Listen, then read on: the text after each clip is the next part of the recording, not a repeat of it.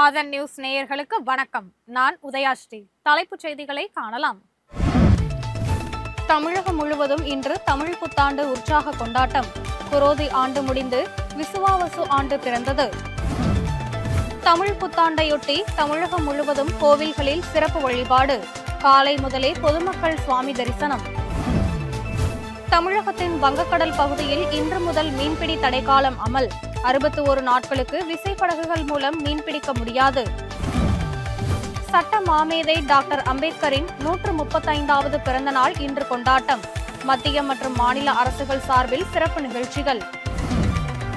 அம்பேத்கர் சிலைக்கு மாலை அணிவித்து மரியாதை செலுத்திய தவேக தலைவர் விஜய். சிறப்பாக கொண்டாடுமாறு கட்சியினருக்கும் வேண்டுகோள். பாமகவை வழிநடத்துவதில் ராமதாஸ் அன்புமணி இடையே தொடர்ந்து மோதல் போக்கு.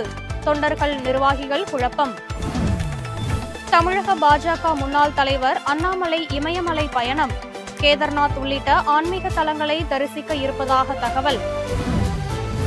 தமிழகத்தில் இன்றும் நாளையும் வழக்கத்தை விட 7 டிகிரி ஃபாரன்ஹீட் வெப்பம் அதிகரிக்க வாய்ப்பு. வானிலை ஆய்வு மையம் தகவல். வக்ஃப் சட்ட திருத்தத்திற்கு எதிராக மேற்கு வங்க மாநிலத்தில் பயங்கர கலவரம். முர்ஷிதாபாத் மாவட்டத்தில் தொடர்ந்து பதற்றம். வக்ஃப் வாரிய சொத்துக்களை அபகரிக்கவே புதிய திருத்த சட்டம். மத்திய பாஜக அரசு மீது அசாதுதீன் ஓவைசி கடும் தாக்கு. இத்துடன் இந்த செய்திகள் நிறைவடைந்தன. செய்திகளை உடனுக்குடன் தெரிந்து கொள்ள இணைந்திருங்கள் ஆதனுடன்.